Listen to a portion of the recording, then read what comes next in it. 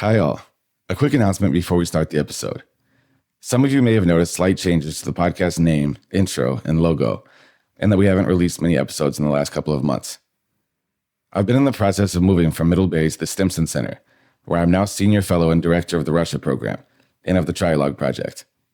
I'd like to express tremendous gratitude to Middle Bay for helping to launch this podcast. At the same time, I'm very excited to have Stimson host the show going forward. One final note.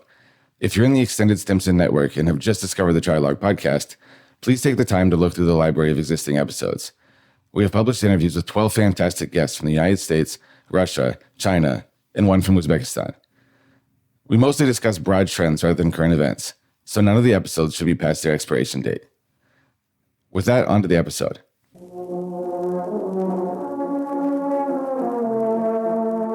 I'm Peter Susskind, Director of the U.S.-Russia-China Trialogue Project at the Stimson Center. Since the middle of the 20th century, relations among the United States, Russia, and China have had an enormous impact on each country separately and on the world as a whole. The purpose of the Trialogue is to better understand this extraordinarily complex and consequential relationship by directly engaging with experts from all three countries.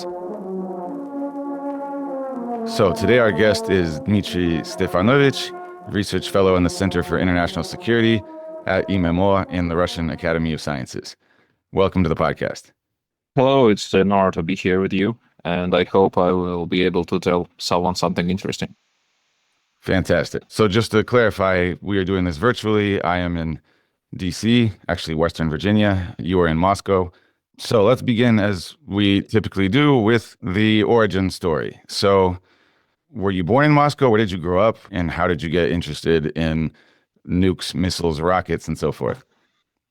Well, in fact, I wasn't born in Moscow. I was born in Odesa, which is now clearly a contested territory, to put it bluntly. But I studied at the International Relations Institute at the Moscow Engineering Physics Institute, which might sound a bit strange, but the idea was to basically get people that have education both in international affairs and also in some technologies. And then eventually I got interested in international security. I've spent some time not doing anything related to international security after my graduation. I was involved, for example, with the Sochi Olympics, and that also let me broaden my, perspectives on international arena and got quite acquainted with a number of foreign experts. What were you doing at the Sochi Olympics? Well, actually, I was involved in transport services. Personally, I was in charge of governmental relations, so I was like an intermediary between different stakeholders. But then, when I once again became involved in public expertise, I was cooperating a lot with the Russian International Affairs Council, and I got involved in a lot of Track 2 dialogues and stuff like that. And then around 2019, I've decided to switch to academia full-time. So to backtrack a bit to the biographical beginning, when did you leave Odesa? It was almost immediately after my birth. My father was studying in Odesa and he met my mother there. So it was in the 80s. Do you have relatives on your mother's side who still live in Odesa? There are family, friends, and so on. And before 2020, before COVID, my mother still visited, and even my wife and my kids went there. And before 2014, I personally went there every year. So all this current situation has a very direct personal dimension. You, in your formal studies, must have read a lot about deterrence theory, but now in the last 3 years, we have had quite a bit of practical experience with major war involving a nuclear power directly and others indirectly. So how has this war changed your understanding of nuclear deterrence? Well, actually, I'm in the camp of those who believe that it still works, but it's not a magic wand. It's not a silver bullet. It cannot solve all of your problems. And another thing is that it works both ways. So while Russian nuclear capabilities deter our adversaries from doing some stuff, their nuclear capabilities also deter Russia from doing some stuff. And it's not a bug, it's a feature. It's by design, it works this way. And it's quite understandable that there are people who are not happy with how it is working because they would like it to be more effective for you and less effective for your adversary. But again, it will never happen. The interesting thing is that how added layers of deterrence work and how they will evolve, like strategic deterrence, non-nuclear deterrence things, integrated deterrence, as our American counterparts now call it, because clearly there should be at least a reevaluation of what can and cannot be achieved through non-nuclear capabilities, no matter how strategic you perceive those capabilities. Because we've had like an example when strategic non-nuclear attack led to achieving political goals in former Yugoslavia from the NATO perspective.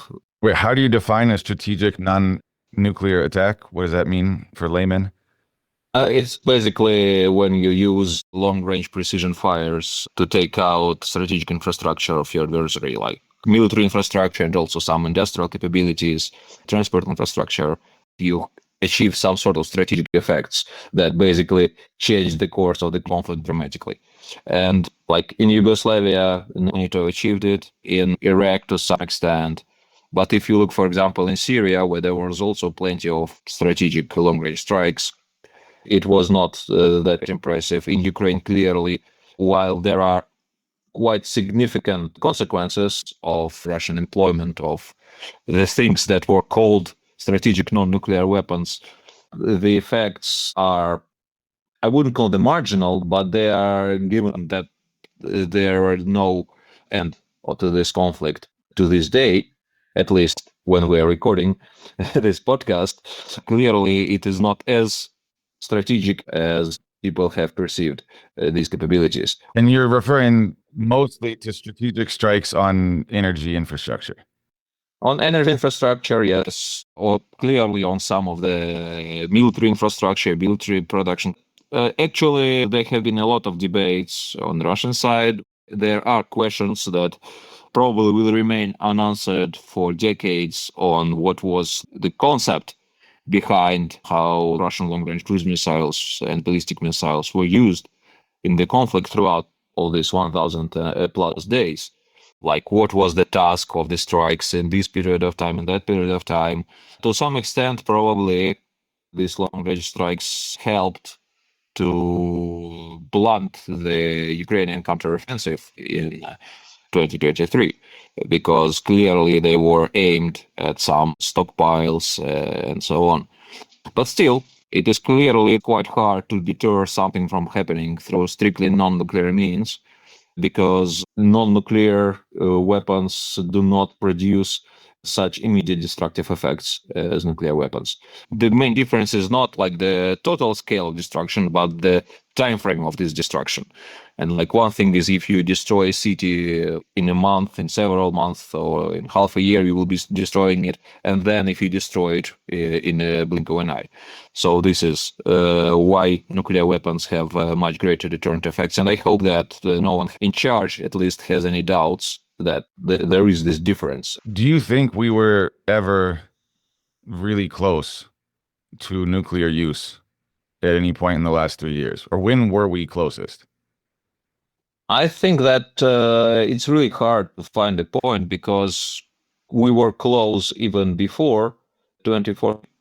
But after 24th of February, we've switched to another stage of coming closer to nuclear threshold on this fictional ladder. Then, after 24th of February 2022, I think that there were several cases when officials from both Russian side and Western side started to talk about nuclear stuff. For example, in spring 2022, with all these, from my perspective, not very dramatic, but very impressive for the Russian leadership, comments from, I think, from Liz Truss from the UK, that she would really like to press the button. And then Russian switched to this so-called special mode of combat duty.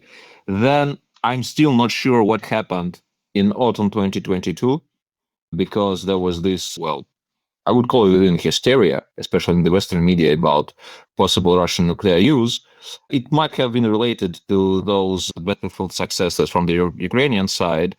And under such circumstances, I can imagine that some people at some cabinets in some conference rooms in Russia were discussing, like, maybe this offensive can be blunted by nuclear use, because it's their task to consider all options. And clearly, the decision was made that no, it shouldn't be the case. Actually, we can refer to other cases, like in the Gulf War. The U.S. also thought about nuclear use in Vietnam War, in Afghanistan, from the Soviet Union, also like nuclear use. It was an option that was like people thought, like, you have this capability, let's think maybe we can use it. And the answer was you can't use it. Then we've also had other events that made people nervous. For example, the discussions, the ideas from the French about possible deployment of troops. There were also, with Finland and Sweden joining NATO, now there was like reactivation of talks about possible blockade of the Gulf of Finland or of routes between Russia and Kaliningrad. But at the same time, now we have a very specific provision in a revised nuclear doctrine or fundamentals of state policy on nuclear deterrence about blockade of certain regions of the Russian territory. It definitely related to all these talks that we've heard. You just mentioned the revised nuclear doctrine. So let's address that directly. So not long ago, a new Russian nuclear doctrine was issued. What are the major changes or innovations that you see? I think I'll start with the continuity. So it's not as dramatic as definitely some people would like it to be, both in Russia and elsewhere. There are a lot of similar formulas there as they were in 2020, but there are also some changes. One of them, as I said, about like the military dangers that should be addressed through nuclear deterrence, is the blockade of certain parts of Russian territory.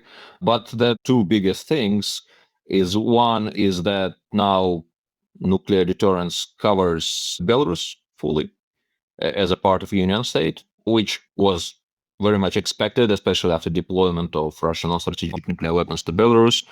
And it's definitely something that was, I personally, I believe that Minsk was in the driver's seat with in that regard, because they really wanted to have this nuclear umbrella over them.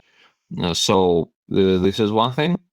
Another important thing is some people quite smartly call it reversed Article 5. So basically, an attack by any NATO state on Russia will be considered a whole of NATO attack on Russia. And another important thing is that, which is also not really new, but I think for the first time it is codified in this way, is that so-called negative security guarantees that nuclear weapon state will not threaten or use nuclear weapons against non-nuclear state are not applicable on the cases where non-nuclear weapon state is carrying out aggressive actions against Russia with support from a nuclear weapon state or being allied with nuclear weapon state. So I'm not sure that anyone actually had any doubts that it is the case, but now we have it on paper. There are also some quite strange, from my perspective, things like putting major military exercises near Russian borders in a list of those military dangers to be addressed through nuclear deterrence. Then we've also added to the list of specific conditions for nuclear use the detection of massive strike by means of airspace attack, like uncrewed aerial vehicles, tactical aviation, cruise missiles on Russian territory. And I've thought that it will be basically a broadening of another provision about detection of ballistic missile launch against territory of Russia or Russian allies. But it turned out to be two separate points. And while the old one with ballistic missile launches was, in this point, both Russian territory and territory of Russian allies is covered, but the new one with all other means of airspace attack, they cover only Russian territory, which is a bit strange to me. But so what is the distinction. There's different territory is covered when it comes to ballistic or non-ballistic missile attacks. Yes, and this is quite strange to me. Let's wait and see. Maybe there will be some more clarifications, public statements. Another interesting thing is that the most direct clause for nuclear use, which is, I think, shared by all nuclear weapon states, is about using nuclear weapons in response to attack with nuclear or other weapons of mass destruction on the territory of Russia or Russian allies. But now it also covers Russian forces and military bases abroad or overseas, which is, again, not something totally unexpected, but quite interesting. I think it majorly relates to bases in Syria, if they will remain Russian, or maybe some new bases that will be established elsewhere. Again, it's interesting that they've added this language. But what is the most peculiar thing about this document is that now we have like second public version of it, and probably I wouldn't guess how many not public versions were there before. But as time flies, we have more and more details about Russian nuclear deterrence, at least formal part, about Russian declaratory policy in the field of nuclear deterrence. And I think that it's simply unique, if we look at nuclear weapon states, to have such a detailed document with such detailed conditions and missions for nuclear deterrence.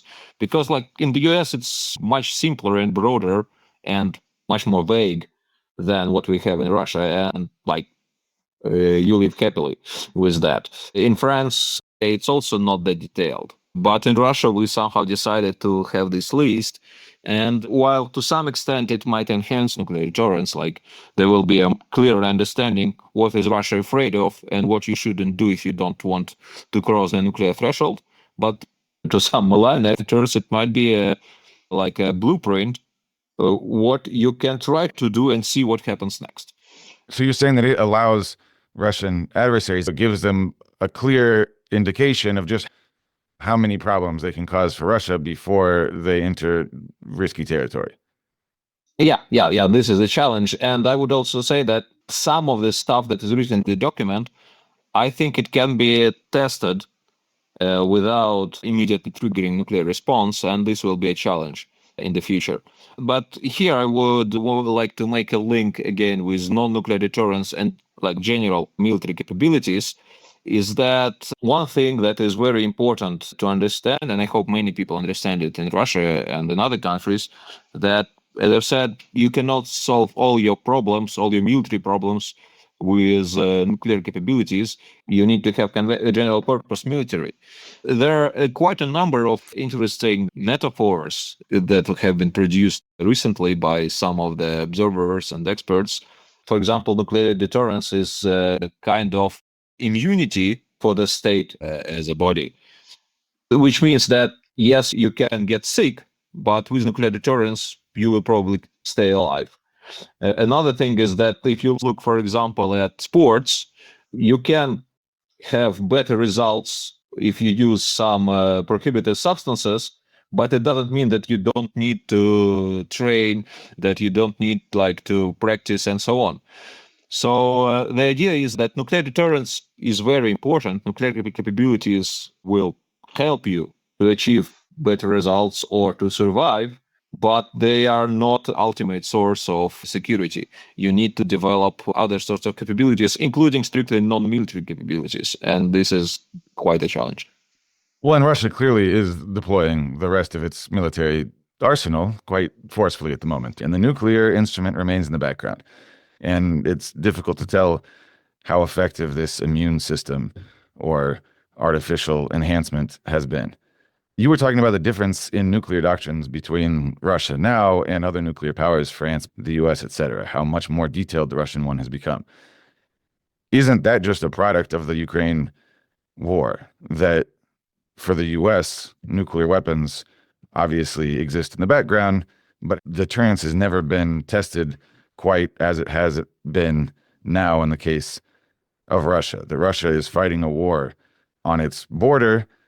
It is wielding the nuclear weapon. There have been all sorts of implicit thresholds, and now after 3 years, this doctrine puts on paper the experience that the Kremlin has had over the course of this war. That in some sense, it's a doctrine that is supposed to look forward and set expectations for the future, but in many cases just reflects the experiences from the last few years.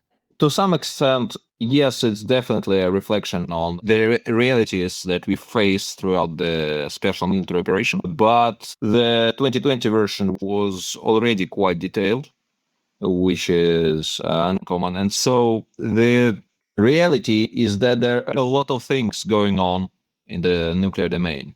And credit to credit is due, for example, but the nuclear posture review by the previous Trump administration in 2018, it was a horrible document, but it reminded a lot of people that, well, nuclear weapons are there and they will not go away. Why was it a horrible document?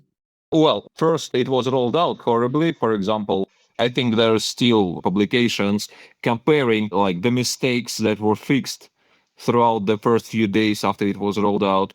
It have a lot of very strange misconceptions about, for example, Russian nuclear doctrine and the Chinese nuclear doctrine and stuff like that.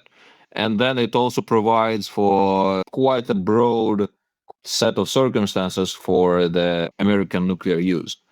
And there were parts that were clearly written by different people under different circumstances. Then some parts were cut off. I think it's in the community that's generally perceived as a document that could have been written in a much more concise manner.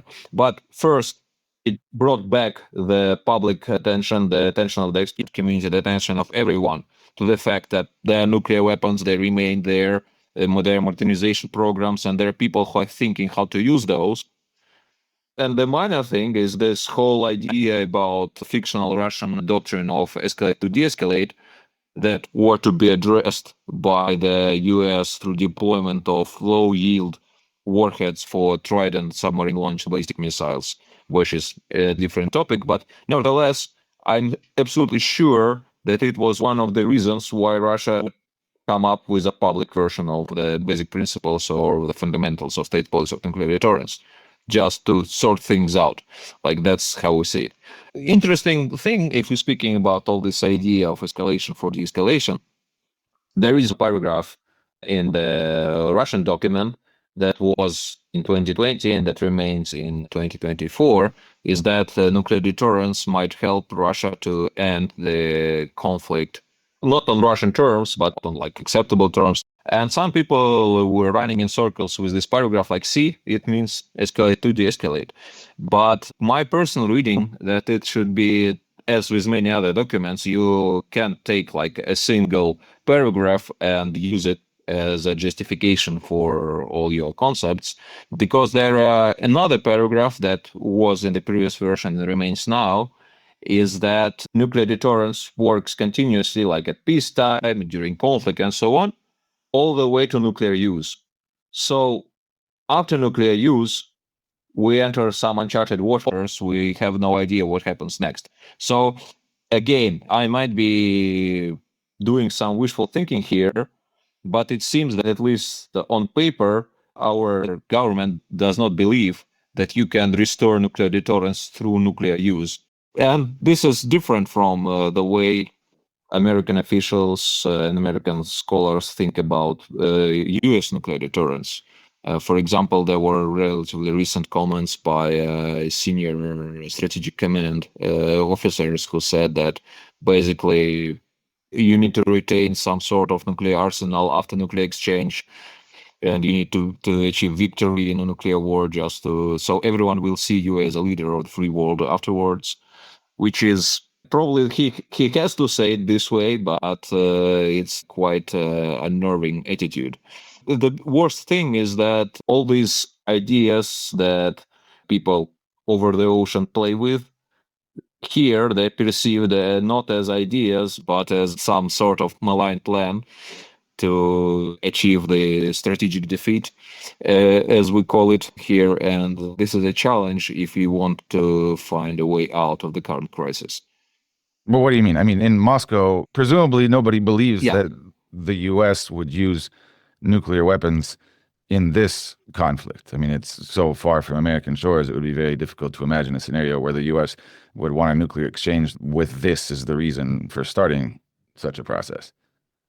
No, I'm saying that if people in Moscow see that there are people in Washington thinking about prevailing even in nuclear conflict, then clearly in non-nuclear conflict, you also see like some sort of ultimate victory. The good thing is that this very same official, I think it was CSIS event, he was very clear that they understand the challenge of achieving some sort of victory, but also not crossing the nuclear threshold. So like that they need to find a exact amount of pressure on the adversary. And he didn't say that it is about Russia and Ukraine, but it seemed that it is the case. The right level of pressure, but not to cross the nuclear threshold.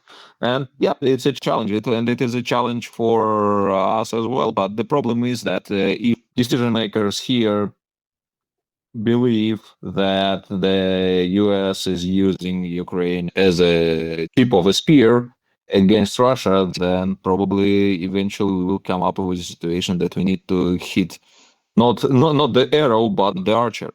So what is the point of nuclear doctrines and detailed statements in this context? You said that the Trump document was terribly written, full of objective mistakes, but nonetheless important because it reminded everyone of the extraordinarily important reality of nuclear weapons. The Russian document is extremely detailed and outlines all sorts of specifics. But nonetheless, it seems the truly significant fact is that there are nuclear weapons that may or may not be used in situations that are hard for us to imagine. So is there, beyond kind of the political exercise or the interest among experts, any real significance to the publication of such documents in terms of deterrence? Well, in terms of deterrence, but not only. First, in terms of deterrence, again, as we've just discussed, it basically gives some sort of insight into thinking about deterrence by your adversary. And then you may test these assumptions, which may end badly, but also you may understand like what to do and what not to do. But even more importantly, it provides like a ground, a foundation for discussion of these issues. And luckily, we have empirical evidence that there was a discussion after publication of Russian document. There were discussion of nuclear doctrines on the level of P5 or nuclear 5. They've met and they've specifically discussed nuclear doctrines. Clearly, it was more of a Russian side explaining the Russian doctrine to others and answering their questions and so on. So this is one thing. And then again, while it might be quite sad reality, especially for disarmament community, for example, that like the nuclear 5 is discussing how to enhance deterrence among themselves, not how to disarm. But looking at the state of the world today, it is still quite a useful development. But what is also important, at least in the Russian case, but I think in the US case as well, such documents are used for defense planning, for budgetary process, for all sorts of things that basically make the bureaucracy work and things like that. So this is not only like a signaling document, it is also a strategic planning document. And in Russia, we actually have like a law on strategic planning with such a type of document specifically listed as a basis for strategic planning in the field of defense. In other countries, it might be different. For example, we know that in France, one of the major sources of understanding of the French nuclear policy is the regular speeches by the presidents, not some sort of accounting document. In UK, they also have different approaches. In China, like they have no first use, and everything they do is to enhance the practices that were originally established under Mao and Zhou Enlai and things like that, which might be not entirely true, but that's the way that they do. We'll get to China in a moment, but let's move from official statements to unofficial briefly. You had mentioned earlier various American experts making statements that worried the Russians. There have been Russians who have made statements that have worried the Americans. Sergei Karaganov in the summer of 2023 suggested in an article that Russia could seriously escalate toward the nuclear threshold and even consider using a nuke in Europe, and the rest of the world would forgive it, and so on. So what was the reaction among the expert community in Moscow to that article? In summer 2023, yes, Sergei Alexandrovich definitely made quite impressive wave both in Russia and abroad. And there were quite significant discussion on our side. And me and some of my colleagues also published somewhat article in response. Well, the important thing that this discussion did not start with Karaganov, but he probably made the most loud contribution to this debate. And others like Trenin, like Timofeyev, like Lukyanov, they've also contributed to this debate, which is to some extent a good thing in terms of personal several Western experts who are surprised there is such a vibrant expert discussion on such a significant topic in Russia these days. Well, so how would you describe the state of the debate now, a year or two on, and your contribution to it? I think that the results of the debate are on paper. We have revised the foundations of state policies. So it can be said like a more or less final outcome. But then we also have other comments, other statements, for example, de-ratification of comprehensive test ban treaty and comments by a number of senior Russian officials that we might come back to nuclear testing. And while the highest official line is that we will not come back to live nuclear testing, the trend is not really positive. Then we have use of new dual-capable weapons like Odesa intermediate-range ballistic missile, which also definitely have a nuclear variant. And again, it is also some sort of escalatory step. But at the same time, we see that all these moves can be considered not that impressive for the other side. Like we have this lifting of at least some of the limits of use of long-range Western-made munitions against like internationally recognized Russian territory. But if you ask me personally, I say that, again, this shows that nuclear deterrence isn't perfect, but it works. Because if we look at the level of or intensity of debates in Washington and elsewhere, at least judging by including by recent publications in the media, it looks like, yes, people understand that there is a nuclear threat, that they can cross a nuclear threshold and can come up with a serious nuclear escalation. So, yes, this debate, it does work. It doesn't work perfectly. All these actions, they involve the very real people with their, to some extent, quite rigid thinking about how the world functions, how the state functions, how the adversary state functions. And here I would like to say that it seems that we have a huge issue of lack of mutual understanding and empathy. There are so many misperceptions about each other and about each other's societies, each other's governments that exist. Well, can you name a few of the most significant? I think one is that probably some people in Russia consider that if we come up with like nuclear saber, the West will back off immediately. And that this whole conflict is much more important for Russia than for the West. And personally, I think that as an expert, as a part of a strategic community, I was not vocal enough in explaining how this is very important for our adversaries, that Russian military action will be met with quite significant response and increased support for Ukraine. Another is from the West, is that definitely people believe that these sanctions from hell will somehow undermine Russian leadership and lead to societal unrest and to destruction of Russian economy. Actually, this is what I've said in spring 2022 numerous times to some of my American counterparts, that almost everything that was done on this field of sanctions, it led to the entirely opposite result. It led to railing around the flag. So it was because it was explicitly aimed not at the decision makers, but at the whole of the Russian society, whole of the Russian state. The point is that the perception of dynamics within Russian society and Russian economy, it was totally wrong from the West. Why is it happened so? Well, I think that COVID can be part of the blame because for several years there was significant drop in person-to-person. You cannot sort out everything through Zoom, no matter how hard you try.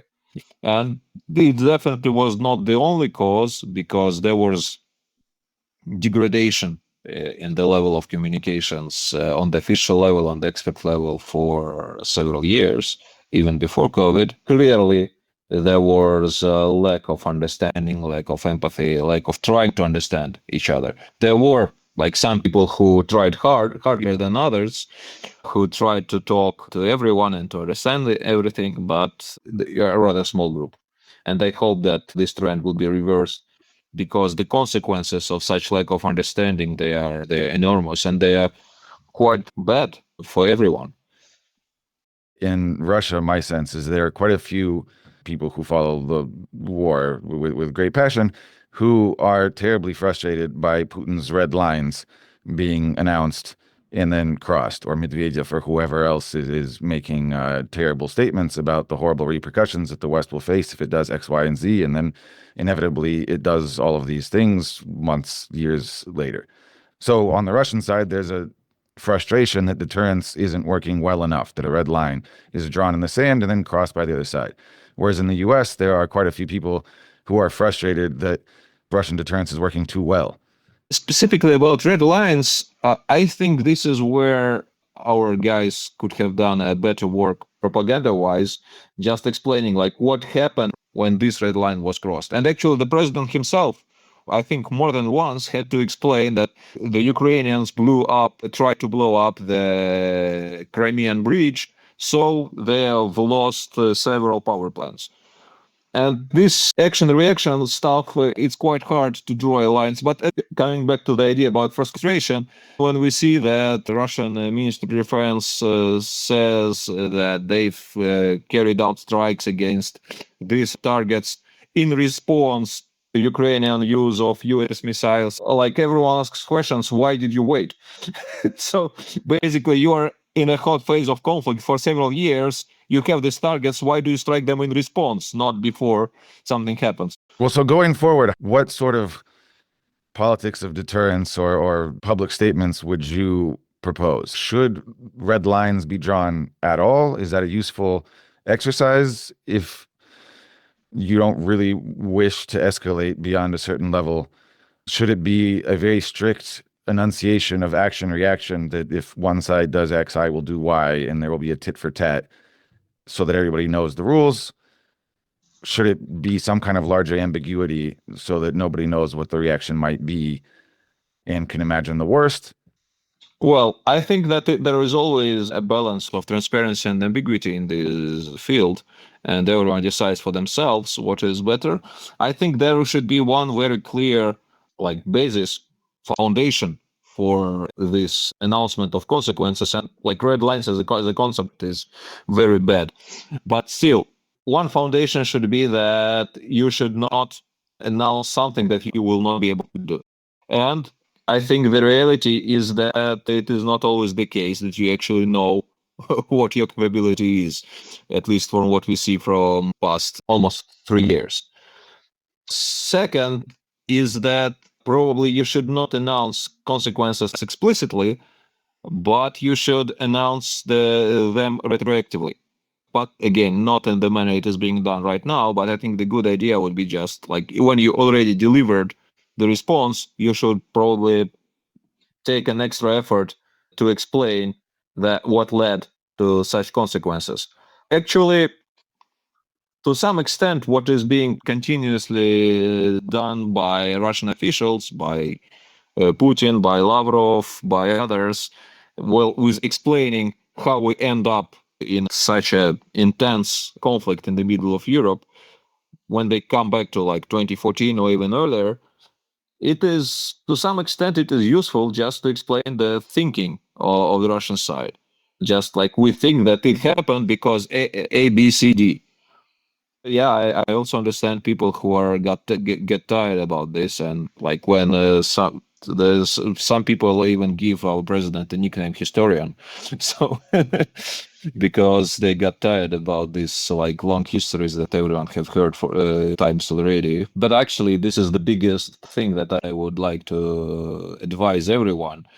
You should read what leaders of nuclear weapon states write and say, and listen to it and just take it as something very important. Not only Russian president, but what Biden said, what Trump will be saying, what Macron is saying, what Xi Jinping is saying. Well, let's finish then with Xi Jinping and the China factor. So we should take the statements of nuclear leaders seriously, especially the ones who were the most major players in this field. So the US and the USSR, and then Russia were clearly in a level by themselves. And now China, slowly but surely, is becoming perhaps a third member of this club. And there is a sense in the US that perhaps the US might need to match Russia and China together. I don't know if that is even possible, but there's certainly discussion. And then there's also discussion about the extent to which China might act as a brake on Russian nuclear policy. There have been articles recently about how the Biden team asked the Chinese to tell the Russians not to use nuclear weapons.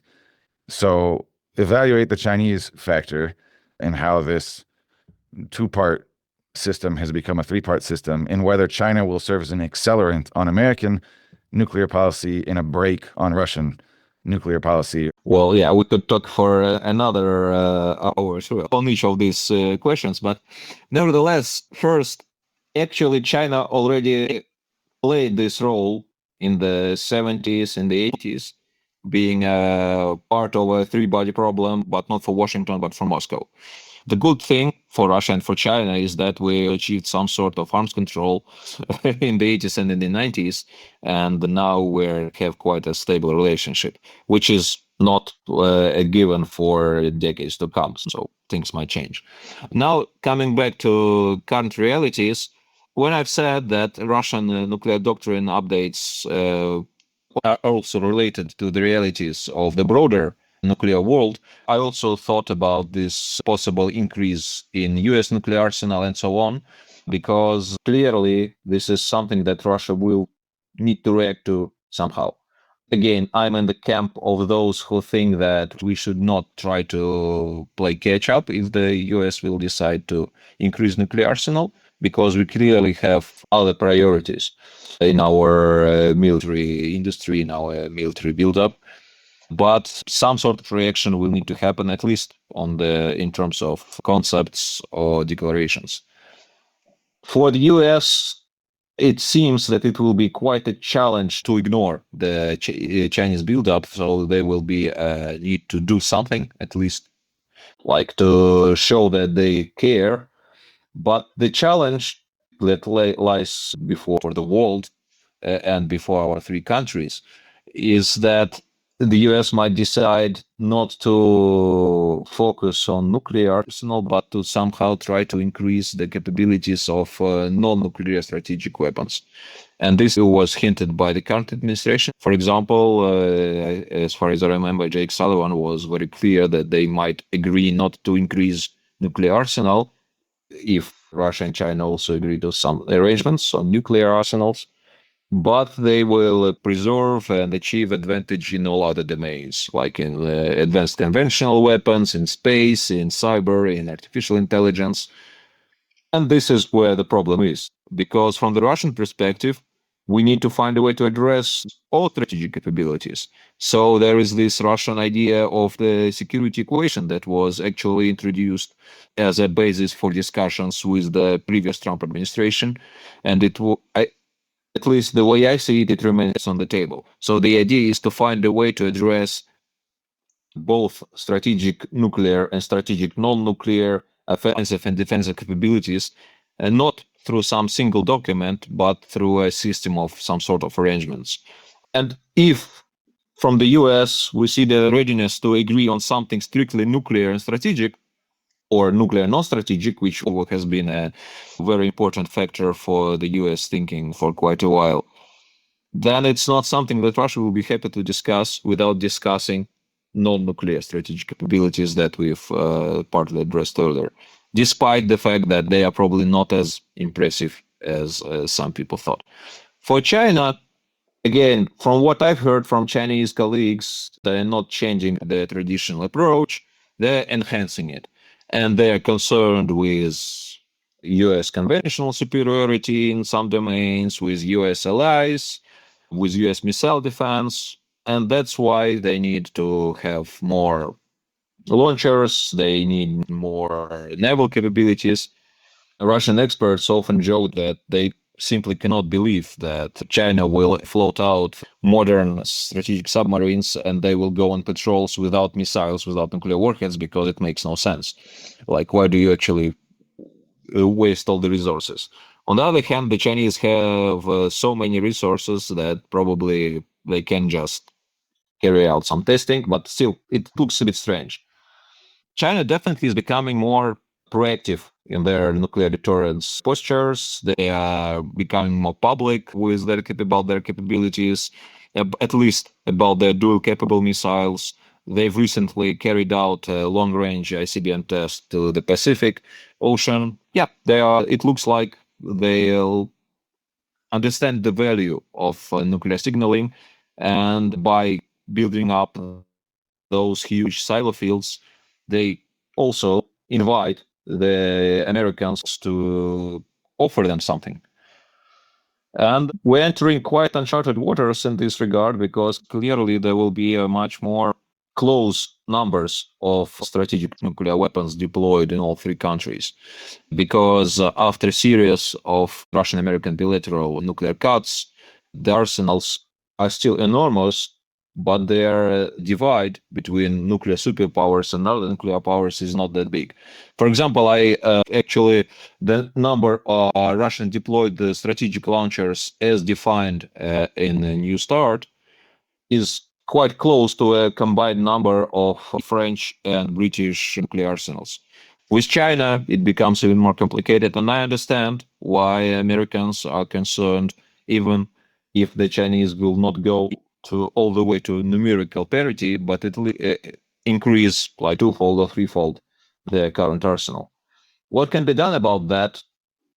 Definitely, I do not see any room for trilateral hard arms control agreement, but some sort of risk reduction measures or politically binding statements or parallel moves can be achieved. But the problem is that we live in a world where we have ongoing proxy conflicts or very possible proxy conflicts between the major players. And in this situation, the stuff that is already ruining our relationship should be addressed first, and then we go to the strategic level. That's why the Russian attitude is that we need to sort out the Ukrainian crisis first and then discuss strategic stability. In Chinese side, we also see a similar attitude with Taiwan, like first stop sending weapons to Taiwan, then we will discuss arms control. So there are no easy answers. I still hope that eventually we'll come up with something better than a trilateral arms race. But so far, there seems to be a lack of immediate good prospects. Thanks for listening to the Trialogue Podcast. Make sure to subscribe to the show so you don't miss out on any episodes. The Trialogue Podcast is hosted by the Stimson Center and produced by University FM.